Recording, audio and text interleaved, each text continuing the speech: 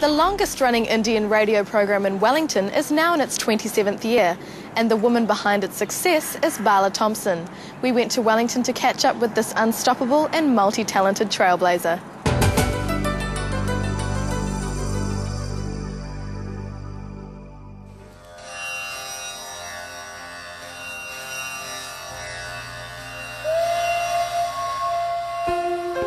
This was in the 60s and I was in my 20s, late 20s.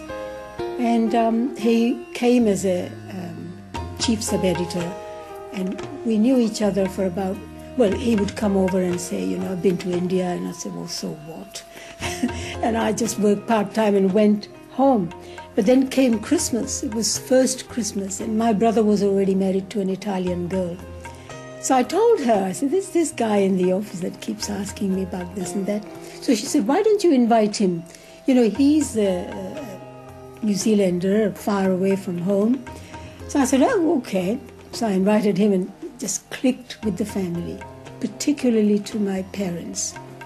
And that's how it all started. So we knew each other about a year before I got married. It was a pure, very typical Indian ceremony. And the whole idea was John's. He met and mingled with not only my family, but the community. And he very quickly realized that this is the way he wanted to be. So we had to bribe the priest to cut it down, because I didn't want John to sit cross-legged on the floor. But it was done by Pandit, a proper ceremony. The couple left Tanzania in 1969 in search of a new start in New Zealand and currently reside in Wellington. John, a retired journalist, is still working from home as a published novelist. Bala doesn't show any signs of slowing down either, but their life together now is a far cry from the first year the couple arrived in New Zealand. And I started my life. It was the worst winter in 50-odd years, and starting a new life and cold, and I started meeting people and talking to various organizations. I had about 7 or 8 television programs. Cooking demonstrations started there in Dunedin. And I said, have you got an ethnic station? And they said, no. Not really. I think I deserve every bit of it. He has been with me all our married life. He's supported me. He's let me do whatever I want to do.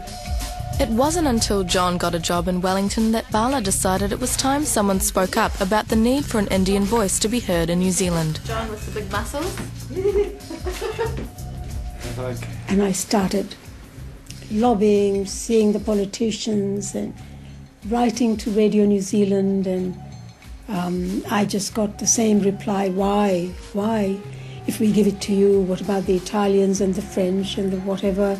We have so many islanders. And I said, well, give it to everybody.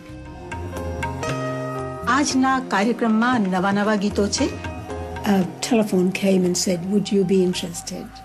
I just couldn't believe my ears. I had to sit down. And that's how it started in 1981. So I first went on air on the 17th of May, 1981, and haven't stopped. I think it's the contact. You know, it's just the I know that I'm in contact with my community. Now in her 27th year of hosting the Indian radio program, Bala has paved the way for many others who have since followed in her footsteps, providing what she still believes to be an important community service. That if you live in this country, you have to wholeheartedly embrace other religions, other people, and also you've got to put back into the community.